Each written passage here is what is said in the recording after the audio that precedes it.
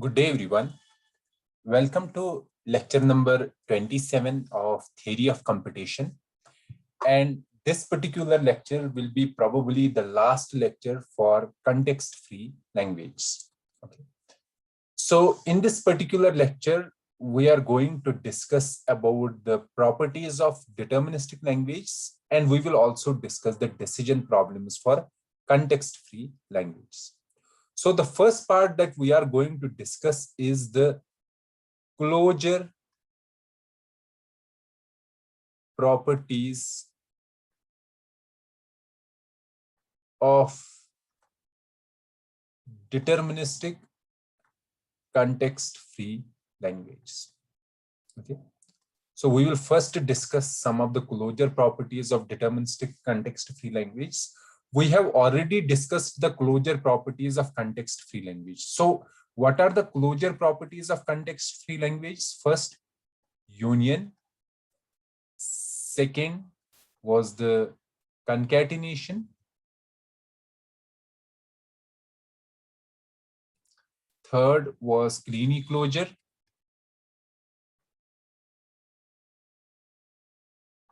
Fourth was string homomorphism. Fifth was string homomorphism. We have another one, that is substitution.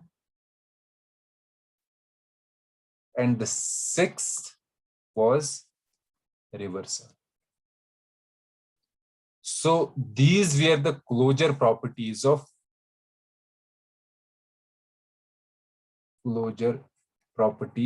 for context-free language. And not closure properties, which are not closure properties of context-free language. What are those? First was intersection. Context-free languages are not closed under intersection. Second was the context-free languages are not closed under complementation. And the third was that context-free languages are not closed under set. Okay.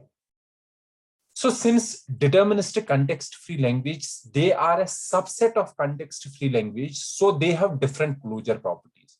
So what are the closure properties of deterministic context-free language? First closure property is that they are closed under complementation.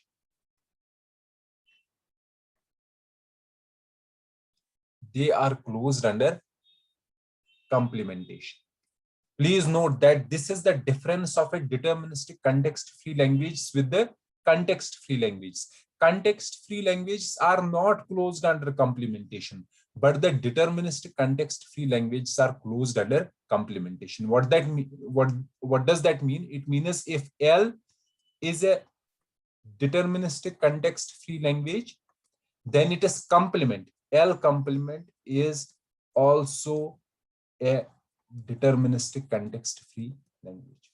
However, in case of context-free language, if L is a context-free language,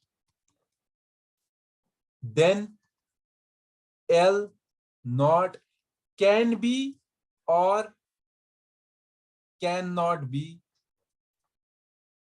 a context-free language. Why? Because context-free languages are not closed under complementation. And this is the difference of deterministic language, is that they are closed under complementation. So if you are given a language, so let's say you are given a language,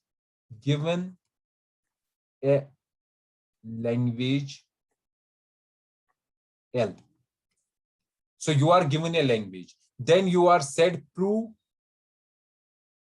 L is a deterministic context-free language. Okay. How will you prove? You will prove it by proving that you have to simply that if L is a context-free language, so you are given that L is a context-free language. Okay, L is a context-free language. So you have to prove that it is a deterministic context-free language. So what I am saying, how will you prove that you have L as a language? You will find L complement. So if it is also a context-free language. That will imply that L is a deterministic context-free language. Or in other words, I can say that if you are given a language, so let's suppose you are given L as a language. Okay. Now you have to say whether L is a context-free language or a deterministic context-free language. So how will you prove? You will simply find the complement of L. If the complement of L is a deterministic context-free language, it will imply that L is also a deterministic context-free language. However, if L complement is not a context-free language, that will imply that L is a context-free language, but not a deterministic context-free language. Why? Because if it was a deterministic context-free language, then L complement should have been a context-free language. So this is the first closure properties of context-free, deterministic context-free languages, and that is that they are closed under complementation. Fine. So this one is the only closure property of deterministic context-free language. There are another, for example, other closure property of deterministic context-free language is inverse homomorphism. So deterministic context-free languages are closed under inverse homomorphism. Okay, so I'm not going to discuss it here because it is out of the scope of this particular lecture. So this is the only operation that we are going to discuss, that deterministic context-free languages are closed under complementation. So there are not much closure properties in case of deterministic context-free language. For example, so deterministic context-free languages, so you have to keep in this mind, are not closed under. So the following operations are not closure properties. What are the operations? First, they are not closed under union.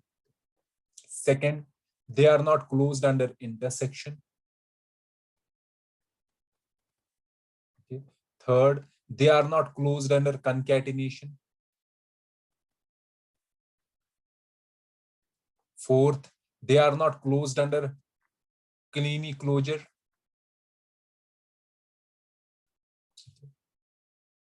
So deterministic context-free languages, in these cases, you have to see, for example, if L1 and L2, they are deterministic context-free languages, then their union. So if they both are deterministic context-free languages, so what will be their union? So if the options are, for example, the union of these two is a context-free language, is a deterministic context-free language, is a regular language. So what is the correct option here? So if you are giving here, so first you know that these are deterministic context-free languages, and here I am saying that deterministic context-free languages are not closed under union. So L1 union L2 can be or cannot be a deterministic context-free language. So this option has been cleared out. So this cannot be a true answer. Now L1 and L2, they are deterministic context-free language. So L1 and L2 are deterministic context-free languages, and we know that regular language is a subset of deterministic context-free language. So if L1 and L2 are deterministic context-free languages, it is not necessary that they are regular languages. So when it is not necessary that they are regular languages, their union cannot be a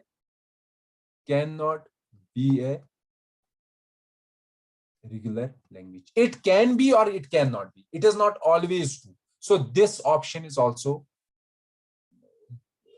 out, okay, from the three. Now comes the context-free language. Now we know that L1 and L2, they are deterministic context-free language.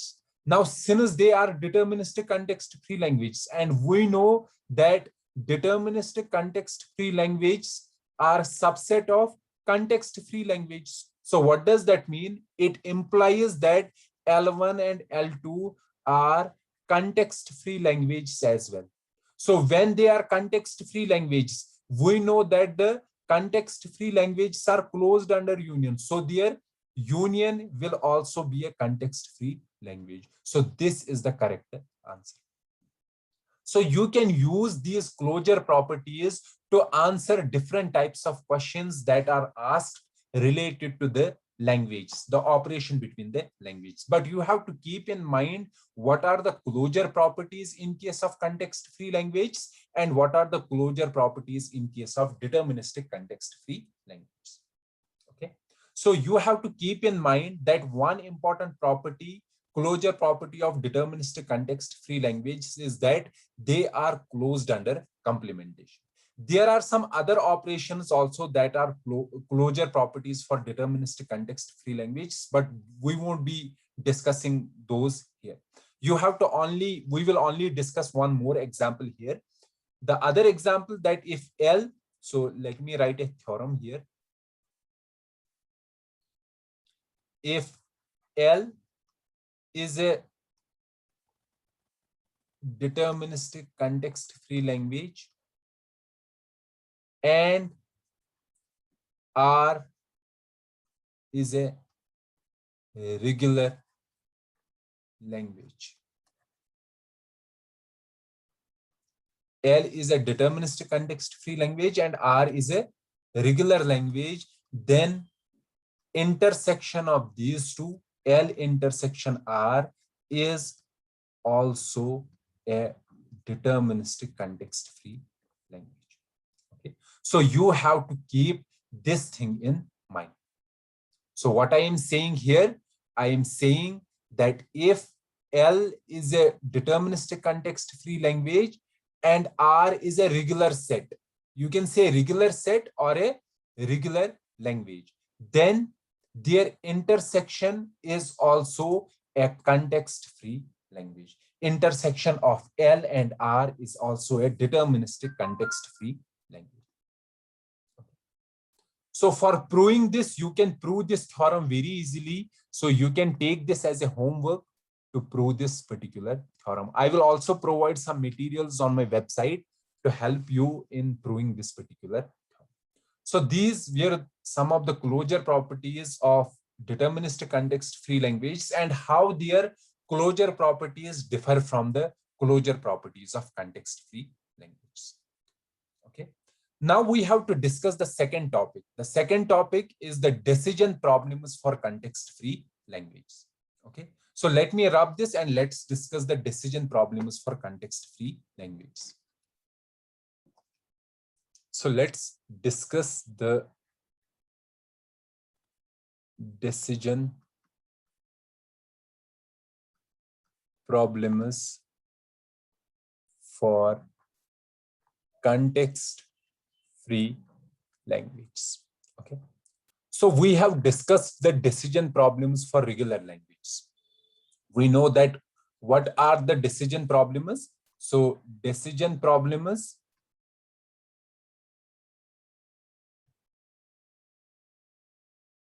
are the problems for which there is a yes or no answer. Okay. And we have discussed different decision problems for regular language. So what are the different problems that decision problems that we discussed in case of regular language? For example, one was that if X is a string, so whether X belongs to some language, which is a regular language. Okay. So it is a membership problem. It is also called a membership problem. So what is a membership problem? Membership problem is a decision problem in which we have a string. We have a string and we have to say whether that string belongs to a regular language. In case of regular language, this problem is a decidable problem. Decidable problem means that this can be answered in a polynomial type. So it is a decidable problem. So decision problems are of two types, decidable and undecidable. So decidable means those problems for which there exists an algorithm. Okay. So that means algorithm exists. And undecidable means no algorithm exists to solve this problem. Okay. In case of regular language, almost all the decision problems that can be asked for regular language, they are decidable. Okay. So for example, another decidable problem that can be asked for the regular language, what can be the other what can be the other decidable, what can be the other language, that other decision problem that can be asked for regular language is that if L1 and L2 are regular language, these are two regular languages, whether L1 is equal to L2. So this is another decision problem in case of regular language, and this is also decidable. Decidable means there exists an algorithm that can solve this particular problem. So you have to remember almost all decision problems in case of regular language are decided. Okay. So we have already discussed these decision problems for regular language. And now today we have to discuss the decision problems for context-free language. The difference between the decision problems for context-free language and for regular languages is that in case of context-free language, some problems are decidable and some problems are undecidable. Okay. So please keep this in mind that some problems are decidable and some problems are undecidable. So what are the different decision problems that we are going to discuss here for context-free language? So the first decision problem that we are going to discuss is that if G is a context-free grammar, so G is a context-free grammar, whether language generated by this grammar is infinite. So this is the one decision problem. Okay. The other decision problem can be whether the language generated by grammar is empty. This is the other decision problem. Okay. The other decision problem that can be asked for this grammar is whether language generated by grammar is the set of all possible strings. Okay. So these are the three decision problems here. Now, another kind of decision problem is if we have two grammars, if G1 and G2 are context-free grammars, then whether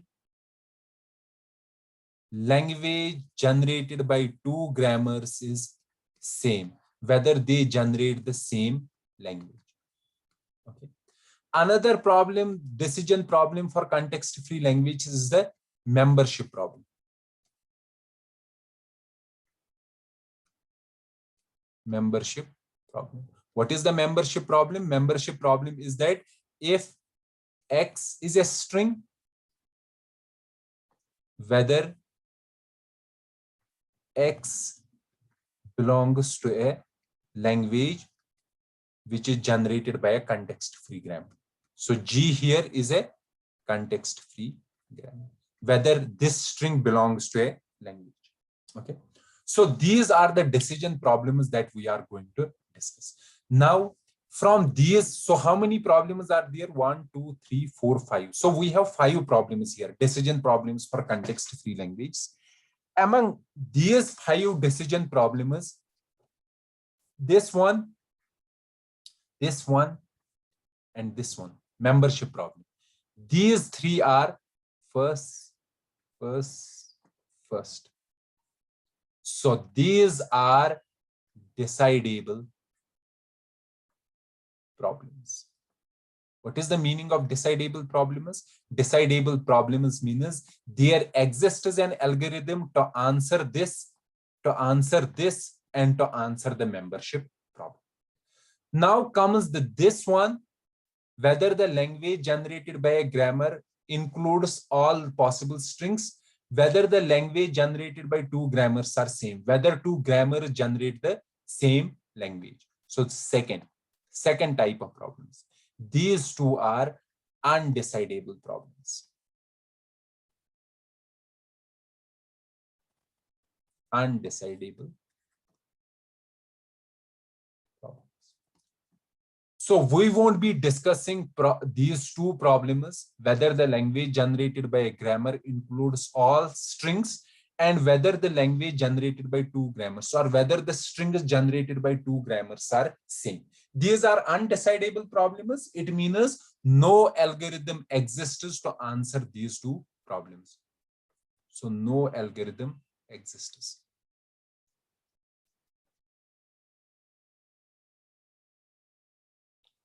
However, for these 3 problems, whether the language generated by a grammar is infinite, whether the language generated by a grammar is empty, whether a string belongs to a language, or we can say whether a string is generated by a grammar. These 3 problems are decidable problems. Okay, and we will see for these decidable problems how we can solve these 3 decidable problems. There is another undecidable problem that you have to remember. That undecidable problem is if G is a context-free grammar, whether language generated by G is ambiguous. So this is another undecidable decision problem. Okay. So we won't touch these undecidable problems. We will only discuss decidable problems. How we can prove, how we can design an algorithm that can solve the first problem, second problem, and the membership problem. So let's repeat, let's write it problem one, that is decidable. So what is the problem one? If G is a context-free grammar, whether L of G is infinite. Okay.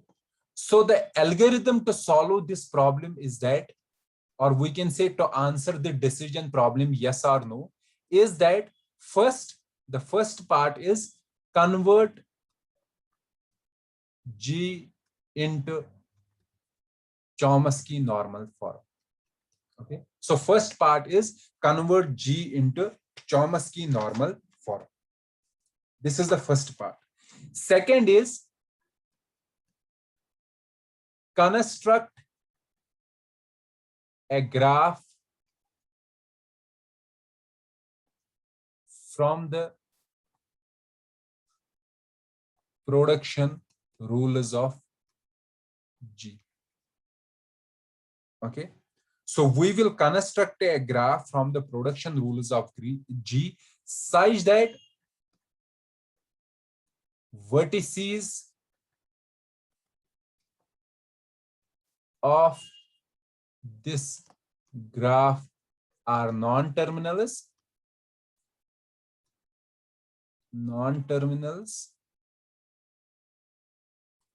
and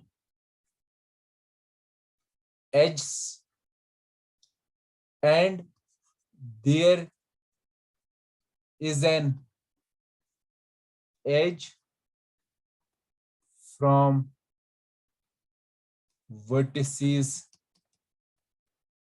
A to B if G has a production rule with A on left hand side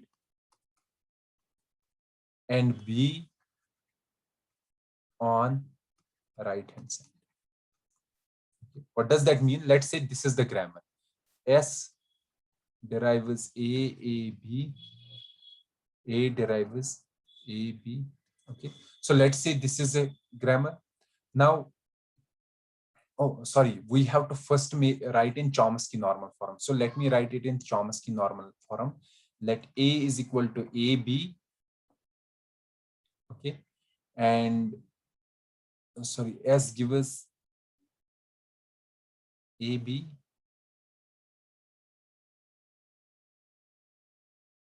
A gives A, B gives B. So let's say this is grammar. So we have to first construct a graph. Now the graph should be that from the production rules of G such that vertices of this graph are non-terminals. So how many vertices will be there? 3 vertices. Because there are 3 non-terminals. S, A, B. Now we have to see the edges. Whether there is an edge from S to A. So directed edges, S to A.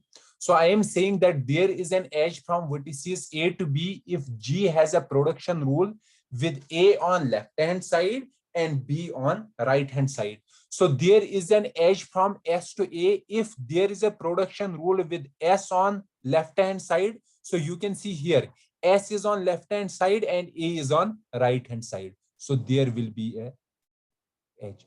Likewise, there will be an edge from S to B. So will there be an edge from A to B?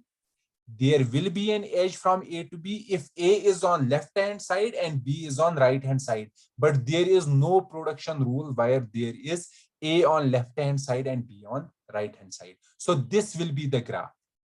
Okay. Now the third point is if this graph G contains a cycle, then language of G is infinite. Otherwise, language of G is finite. Okay. So it is saying the graph that we generated, if this graph contains a cycle, then the language generated by that particular grammar will be infinite. Otherwise, language will be finite. So you can see here, is there any cycle here? No. So the language generated by this grammar will be finite. So existence of a cycle means that you can generate the strings repeatedly because there is a cycle. You can use only one cycle once, other time you can use the cycle 2 times, other one you can use the cycle 3 times. So that means there is kind of recursion. So whenever there is a recursion in a grammar, that means that particular language generated by that grammar will be an infinite language. So this is an algorithm that will tell us whether the language generated by a grammar is infinite. Okay. So this is the first decision problem. The second decision problem was that if G is a context-free grammar, whether language generated by G is empty. Okay. So what will be the algorithm? So can you guess what will be the algorithm? So the algorithm will be simple. So what you have to do, you have to first, let's do one thing. First, convert G into Chomsky normal form. Okay. Second, if So after converting G into Chomsky normal form, if S is, if there is no useful symbol in the grammar, in the simplified grammar, then language generated by G is empty. So since there is no useful symbol, so no useful symbol means there is no symbol that can generate a terminal string. So when there is no symbol that can generate a terminal string, that means there cannot be, we cannot generate any string using that particular grammar. So we can say that language generated by grammar is empty. Otherwise, language generated by grammar is not empty. So this is a simple algorithm to say whether a language generated by grammar is empty. So this is problem 2. Now we have the third problem. And what is the third problem? The third problem is the membership problem. P3, which is the membership problem. So what is the membership problem? If G is a context-free language, context-free grammar, sorry, and X is a string. G is a context-free grammar and X is a string. Then whether G derives X. So whether this string can be derived by G, or we can say whether X belongs to a language of this grammar. Okay. So for this particular problem, we have an algorithm. And that algorithm is, there are different algorithms, but the most important algorithm for this particular problem is the CYK algorithm. So for this, we have CYK algorithm.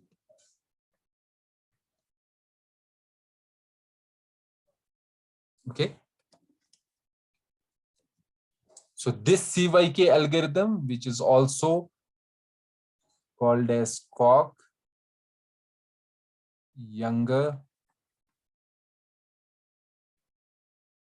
Kasami algorithm.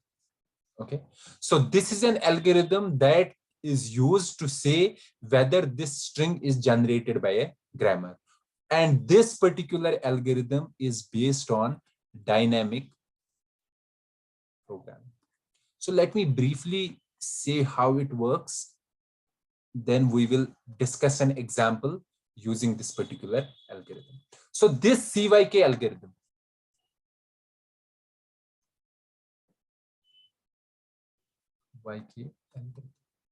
so let's say we have a string. Fine. So let's say we have a grammar and there is a string. Let's take a string BAABA. Now let's say we have to say whether this string is generated by this grammar, or whether this string, so let's name this string as S, whether this string belongs to the language of this grammar. So how will we say? What we are going to do is we will use dynamic programming. What does that mean, dynamic programming? Dynamic programming means that we will divide the problem into smaller sub-problems. Then we will use the result of those sub-problems for the solution of a larger problem. Okay, it is kind of a divide and conquer, but there is a minor difference between a dynamic programming, is that in dynamic programming, we are not solving the similar problems repeatedly, but we are using the solutions of similar problems to generate a solution of a larger problem. Okay, so dynamic programming is not the topic of this particular lecture, so we will leave that here. But how we are going to do it?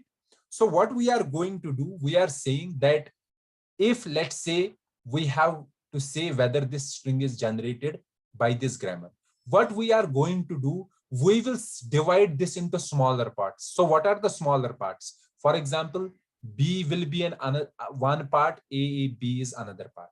Or we can say BA is one part, ABA is another part. Or we can say BAA is one part, BA is another part. Or we can say BAAB is one part, A is another part. So these are the different parts we can divide this string into. Now let's say we will find who generates this B. Okay, which symbol generates this and which symbol generates this. So we will find symbol. Let's suppose A generates B and there is another symbol B that generates AAB. So which symbol can generate the entire string? So that symbol which can generate A dot B, because A can generate B, B can generate AABA. So that means the symbol that generates the concatenation of these two, that particular symbol generates BAABA.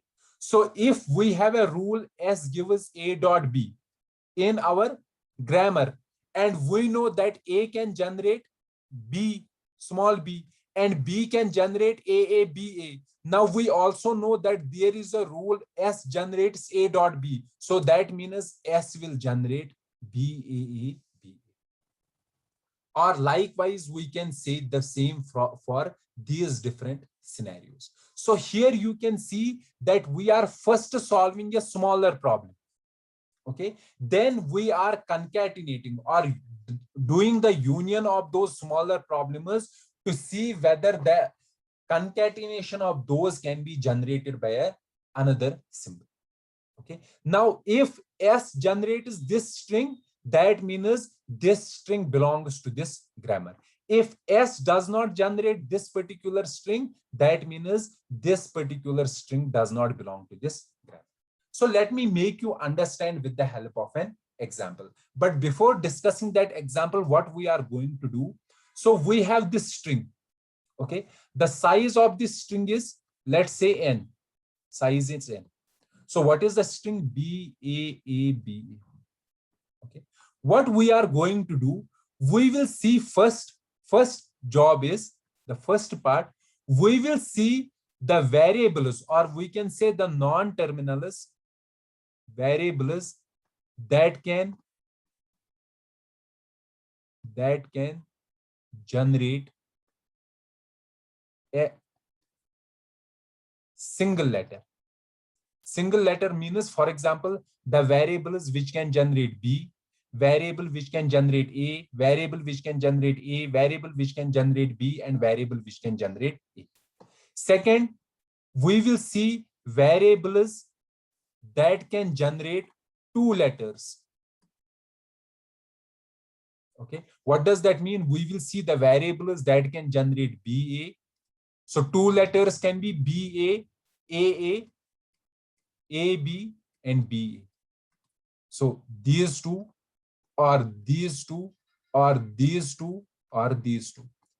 Okay, now see here, the variables that can generate two letters. For example, let's say B is generated by B, A is generated by A, single letter. So B is generated by B, A is generated by A. Likewise, this A is also generated by A, this B is generated by B, this A is generated by A. Okay, now we have to see the variables that can generate two letters. So how can we generate these two, B and A, small b and capital A? How can we generate these two? We can generate these two. So we have to first see which variable generates B, single letter. So we have already seen that in the first case. So we have find out which generates B. So capital B generates B. And which generates A? Capital A generates A.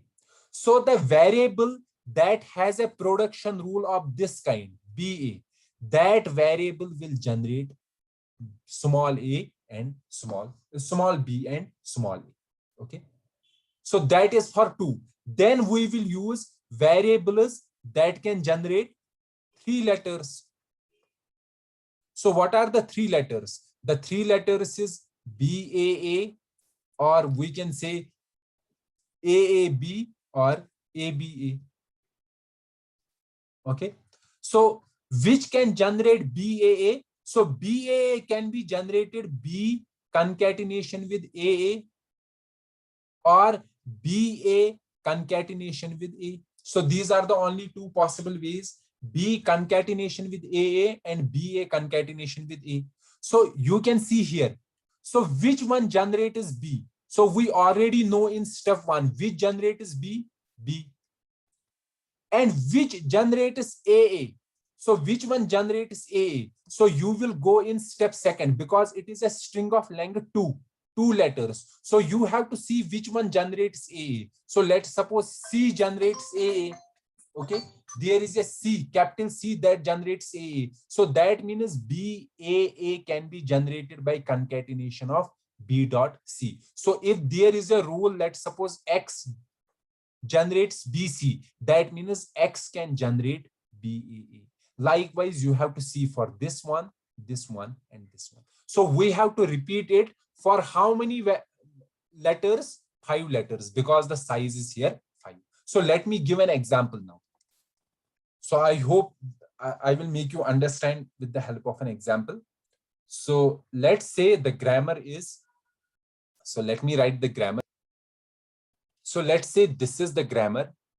So S gives AB, BC. So this is a production rule. And A gives BA and A. Okay. B gives CC or B. C gives AB or A. So you have to remember, whenever you are solving a problem, for membership problem, you have to first convert G into Chomsky normal form. So this is the first step. Then we will use CYK algorithm. Then use CYK algorithm. So here this grammar is already in Chomsky normal form. So we will directly use CYK algorithm. So this is a grammar. Now we have a string. Let's say the string is BAABA. So we have to say whether BAA is generated by G, and G is this particular grammar. Okay, and let me explain how will we use. So what is the string? B A B A. Okay, so as I said, what we are going to do, we will first see which variable can generate a single letter. Okay, one letter. Let me write it here.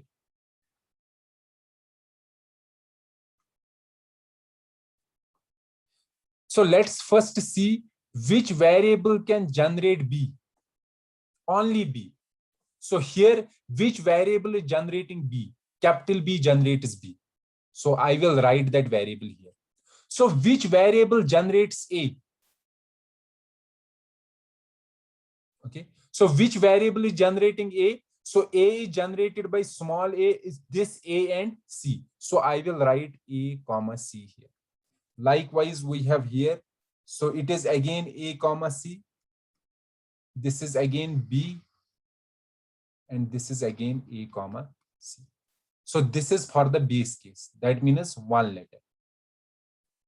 Now we have to see 2 letters.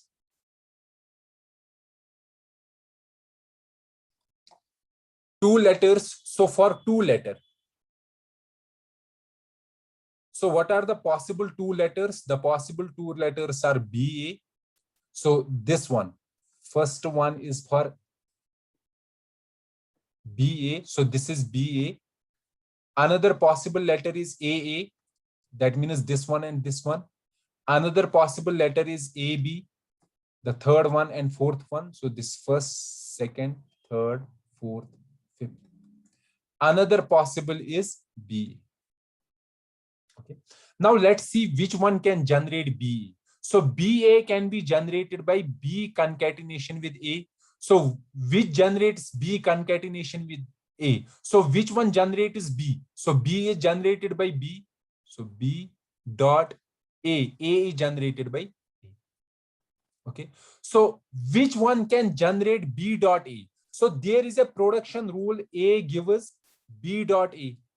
Okay, this production rule. So that means A can generate B. So this BA can be generated by A. Is there any other rule that can generate BA? No. So that means here I will write A. So A can generate BA, first and second. Now we have to see AA, second and third. So second and third, AA means A can be generated by, so which one can generate A? So A can be generated by A or C. So A can be generated by A or C. So how can we generate AA? So AA can be generated by A dot A or A dot C or C dot A or C dot C.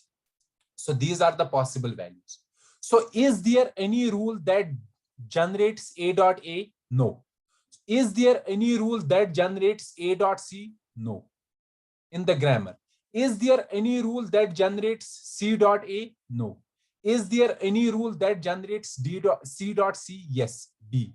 B generates C dot C. So that means B can generate A dot A. So here I will write B. So B means that it will generate A dot A. Now comes AB. Okay. So AB means, so which one generates A? Now A can be generated by, so sorry here.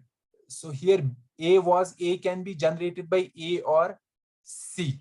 C can also generate. So it is same as written A or C. Okay. So BA can be generated by A or C. Now comes this one. So here A can be generated by A or C, and B can be generated by B. So how can we generate AB? We can generate A concatenation with B or C concatenation with B. So is there any rule that generates A dot B? Yes, S generates A dot B. And also C also generates A dot B. So A dot B has two places. S generates and C generates. So that means A dot B can be generated by S and C. Okay. And is there any rule for CB? No. So we won't write anything for CB. Now for the last one, BA. So for BA, again, you have already done BA here. So AS, I will write AS. So this one is not required because there is no other second letter. Now comes third, three letters.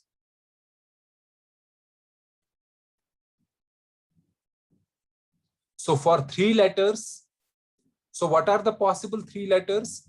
The possible three letters are BAA, AAB, ABA. Let's first see BAA. So for BAA, I will write here. Okay. So BAA means that it can be generated by, so how can we generate BAA? So B dot AA or BA dot A. So we will divide it into groups of 2 and 1. Okay, because we already have solution for 2 as well as 1. Okay, so B dot A. So which can generate B? B can be generated by B. And which one can generate AA? So you can see here, AA can be generated by B. Okay, so that means B dot AA can be generated by B dot B. Other possibility is this one. Which one generates BA? So BA is generated by A and S. A and S. And A is generated by A and C. So that means BAA can be generated by A dot A or A dot C or S dot A or S dot C. So these are the 5. 1, 2, 3, 4, and 5 by which we can generate BAA. So is there any rule that generates these? BB? No. So there is no one for BB, no one for AA, no one for AC, no one for SA. So is there anyone for SA? No. Is there anyone for SC? For SC? No. So it is BB. Okay. Okay. So that means there is no rule that can generate BAAA. So I will keep it dash here. Fine. So that means there is no one that can rule BAA. Then you have to check for AAB. Okay. So I will directly write it here. You will then do the remaining. So you have to repeat the same procedure for AAB. Which one can generate AAB? Okay. When you do this, you will find out that AAB can be generated by B. Likewise, you will do ABA. So ABA can also be generated by B. These two are not required. So this is for 3 letters. Then you will go for 4 letters. Similarly, you will do for 4 letters. So 4 letters. So what are the possible 4 letters? The 4 letters are BAAB. This is one. Another is AABA. So these are the only 2 possible ways. So BAAB, this can be generated B concatenation with AAB, or I can write BA concatenation with AB. Okay. Or I can write BAA concatenation with B. These are the possible ways you can create BAAB. So you will find the rulers and do the similar procedure for this and this one also. So you will find there is no one that can generate BAAB, and there is A, S, and C that can generate these 4, A, B. Okay, and these 3 are not required. Now comes the last one, 5 letters. So up to 5 you have to do it. So for the 5 possible letters, what is the possible combination? There is only one combination, BAAB. So others are not required. So when you do it similar to 4 letters, 3 letters, 2 letters, you will find that here it comes CSA.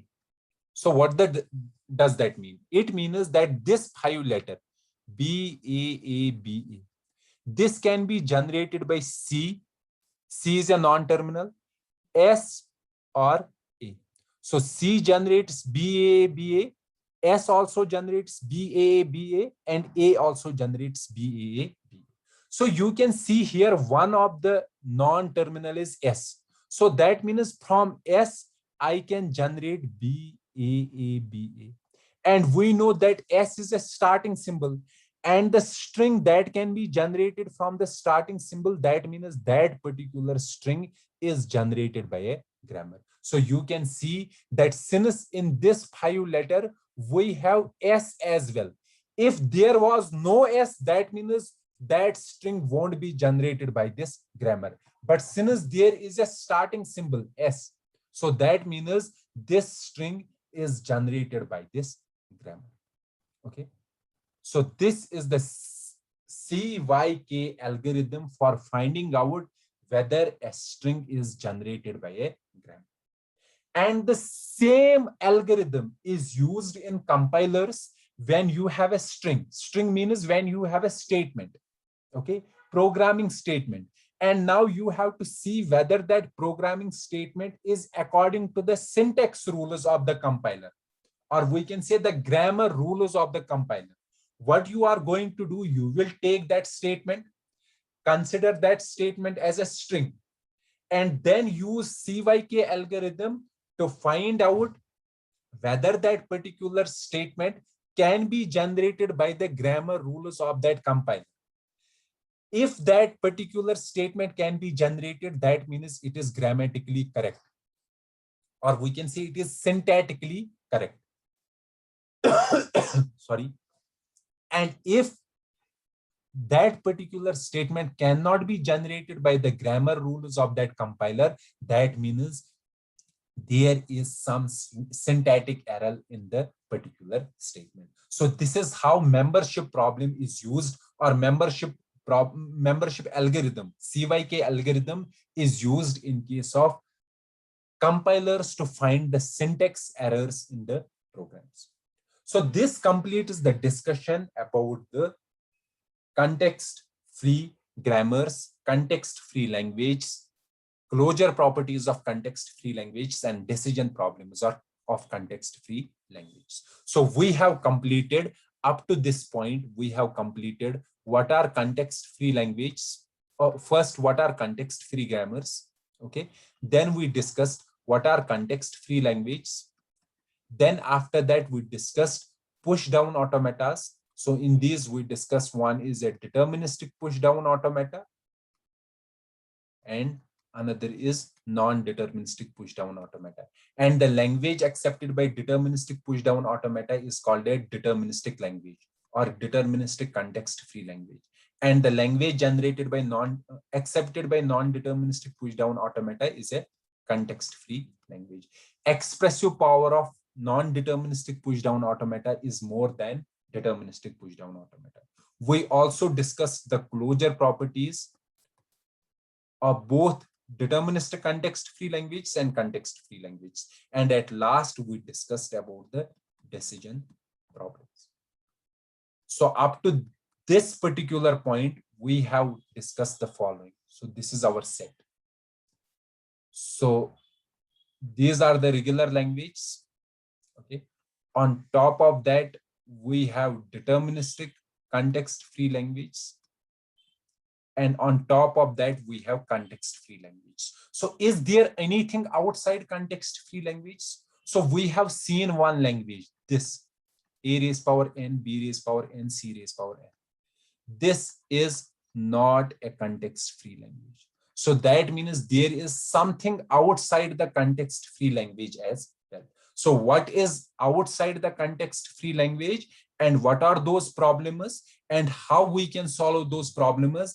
That will be the point of discussion of our next lecture. So what will be the discussion? About the non-context-free language and computational model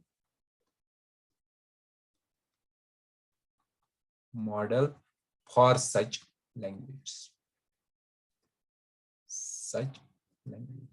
And the computational model that we are going to discuss for the non-context-free language, or we can say the context-free language, or we can say the language that are not context-free language, is the Turing machines. So from our lecture number 28, we will discuss about the Turing machines. So let me stop this particular lecture here. Let's meet in the next lecture. Till then, goodbye.